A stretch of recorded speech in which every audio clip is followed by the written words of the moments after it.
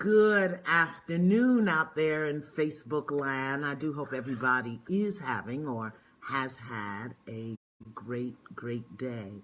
I wanted to continue the conversation that I started with you yesterday, but first I wanted to thank all of you who wrote me asking me questions or making requests. And I pray that you know that there's no way I can respond to every one of you individually. In fact, that's why I'm using this vehicle, this medium of Facebook Live and my Facebook page, so that I can speak to as many people as possible at the same time. And as I said yesterday, I'm calling for 1 million people to join me in awakening the possibility of having more peace, more joy, more forward movement in our life in the face of all of the fear and upset and chaos that's going on. So yesterday, heavens, oh, please forgive me. What happened?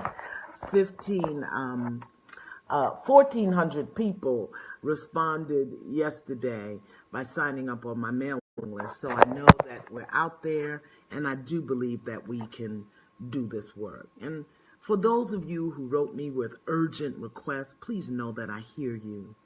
And if you do not receive a personal response, it's not because I don't care. It's because it would be humanly impossible for me to respond to everyone individually. And with that in mind, I want to offer you this. What you focus on grows. Whenever and whatever you focus your mind on becomes the energetic draw that pulls you into the spin of what's going on. So while it may feel you or your problem is the worst possible thing, if you focus on it, it'll suck you dry. It'll tear you apart. It'll suck you down. So I really want to encourage us all to think differently about what we're going through personally and what's going on in the world. The same is true for the issues and challenges that we face. I know we had upset with the 2 hurricanes. We had the incident in New York where people were killed. We had the incident in Las Vegas. We had the incident this past weekend. So I want us to think differently about the fear, the anger, the division, the feeling sometimes of helplessness.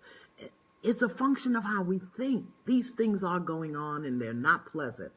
But it's very easy to get focused on what's wrong and what isn't working, or who's causing the problem, who or what is causing the problem. And while you're focusing on those things, you miss the blessing that's right in front of you. Now, I'm not saying that the problems aren't real and that you're not facing difficult challenges or issues individually, just like we are collectively. I'm not saying that. Nor am I saying that I want you to ignore what you hear, what you see, what you feel. What I'm saying is that there's another approach. There's another way to deal with, to address, to resolve issues. And that is to shift what you focus on and how you focus on it. It means change your mind.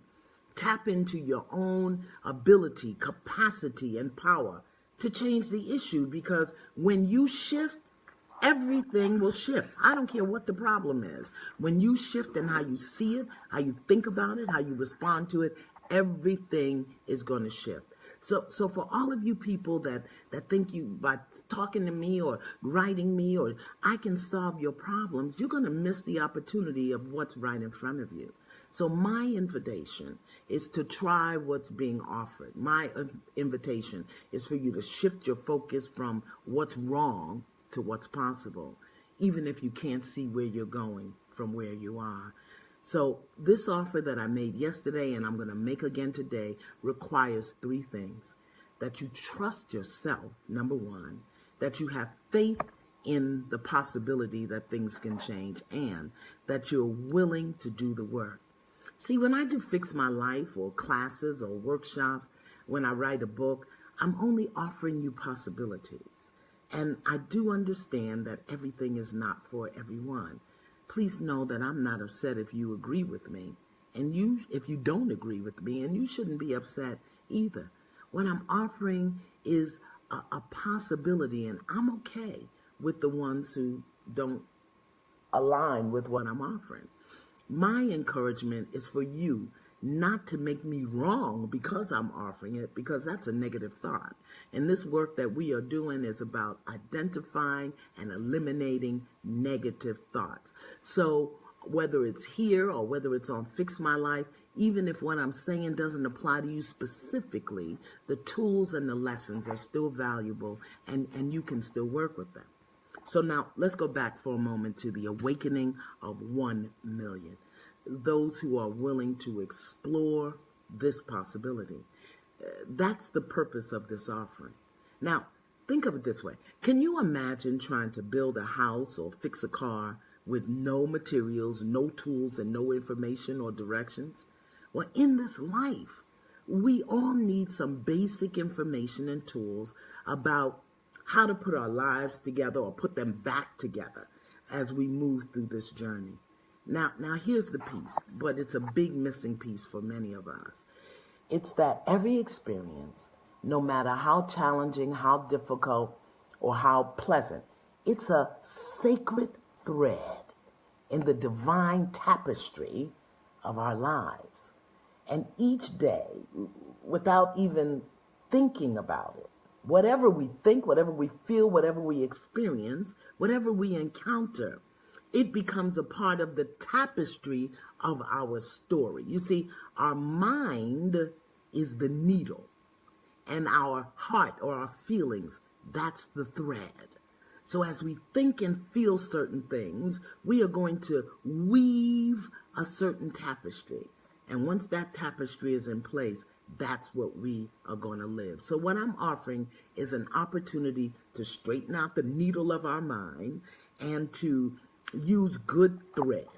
No more, no less. That's it. That's what I'm offering. This is an opportunity to focus our minds and clean up our hearts so that the tapestry we create in the world and in our lives individually becomes a thing of beauty. And it is possible to do it. And you know what? It's really necessary at this time with all that's going on in the world. And I believe that when we each take on our responsibility to shift how we think, how we feel, what we do, how we do it, when we each take on our responsibility, everything around us and everyone around us has to shift. Now here's the word. Think of this. Every thought you think is a prayer. It's a request to the universe that demonstrates what you believe about yourself and about life.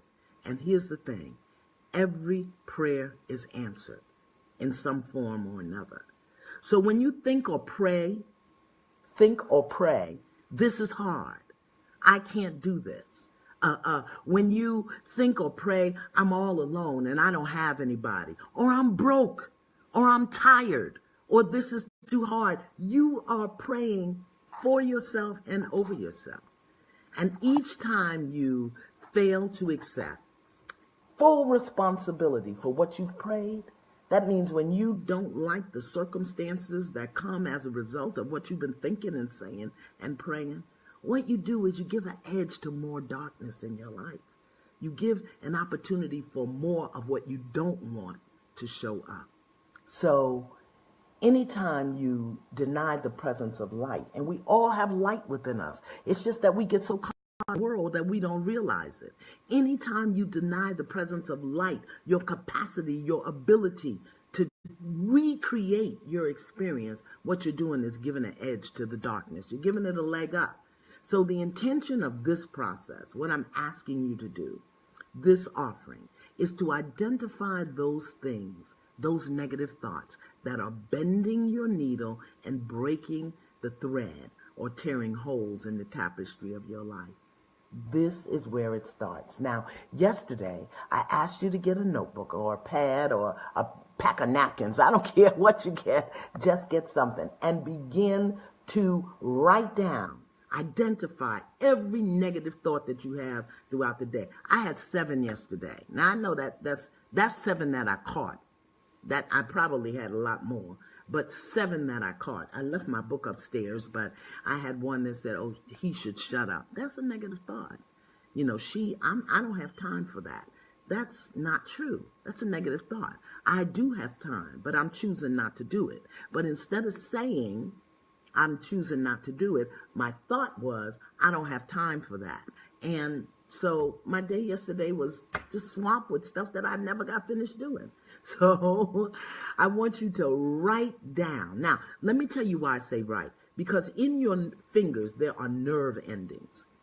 And when you write, you trigger nerve endings that you don't write when you use your nails or finger pads to type something. So yeah, get a notebook. Go to the Dollar Tree. I love the Dollar Tree. They got lovely little notebooks. You have to explain it. You don't have to read it over 50 times. All you have to do is write the thought down. I can't. I don't know. They get on my nerves. Come on. I lost my signal. So I had to get up and move. I don't know what's going on. So let me just kind of stand here and I'll finish this up for you. I don't have much more to say. So writing is also a form of release. When you write something down, let me go over here so the light's not blinding us. When you write something down, it's a form of relief, and it's a way of exposing the darkness to the light. Because some of these thoughts, beloveds, we don't even know we're thinking them. They've been in our mind for so long, we don't even know we're thinking them. So put your thought down on paper. And some of you wrote and asked me, what's a negative thought? Well, a negative thought is anything that denies the light in you or the light in somebody else. A negative thought is a judgment. All judgments are negative. So anytime you find yourself saying should, ought to, that's a judgment. And write it down. Put it in your notebook. So let me see what else that I want to tell you. I'm looking at the questions that came in. I had 7 negative thoughts that I caught yesterday. But now that's 7 negative thoughts from 7 a.m. to 9 p.m. I don't know how many I didn't catch. So those are mine. I want you to know I'm doing this with you because I got all caught up in what's going on in the world. And oh my God, now we can't go to the concert. We can't go to the church. We can't go. I said, wait a minute, hold on. Let me pray about this. So now here's the bottom line for me. I believe that we have the power and the right to turn this thing around. I mean, what's going on in the world?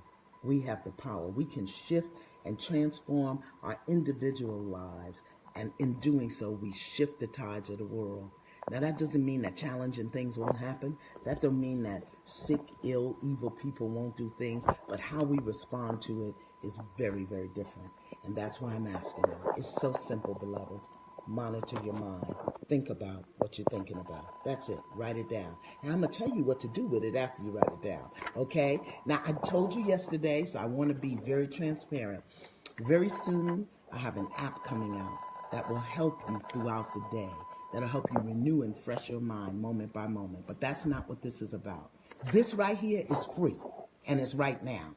With those who want to know about the app, those who want to know about my new book, you can go to Iyanla.com, IYANL.com, IYANLA.com. God, I can't even spell my own name. Iyanla.com. Sign up for my mailing list, and at some point in the future, we'll send you the information. But right now, join me. 1 million people sending out positive energy into the world. Can you imagine what that'll do? Okay. Now, in the meantime, let's pray. This prayer, you don't have to worry about writing it down. It's at the top of my Facebook page, but I'm going to read it for us today, okay, so that we'll have it.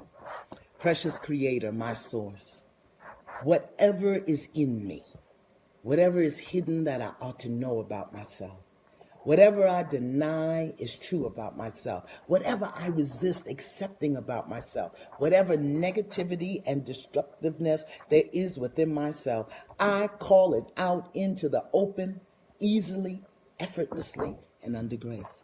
I choose to see it clearly. I commit myself to seeing it without judgment or criticism, regardless of the challenge or the hurt to my vanity or my ego. I want to be conscious and aware of how I deliberately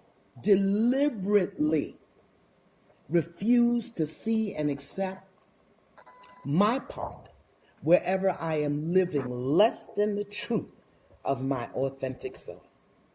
Wherever I am stuck, wounded, broken, afraid, angry, subjected to limiting beliefs, I ask and open myself to know how I refuse to see this. I ask to be made ready and willing to clear, release, heal, surrender these things so that I will step into and live my authentic identity. Where and when I do not have the capacity to do this on my own, I ask that the Holy Spirit do so on my behalf, leaving me only with the understanding and the wisdom to stop hurting, punishing, and limiting myself and others. I ask, I allow, God becomes. Awakening 1 million people to remember their power, to change our minds, to change how we live in the world, how we react to what's going on in the world. That's the invitation. I hope that you will join me. Now, Friday, I'm going to come back and give you an assignment for the weekend about what to do with these things that you've written down in your notebook. But that's Friday. For the rest of the day and tomorrow, think about what you think about. 1 million strong. That's where I'm headed. Hope you have a great evening. Bye.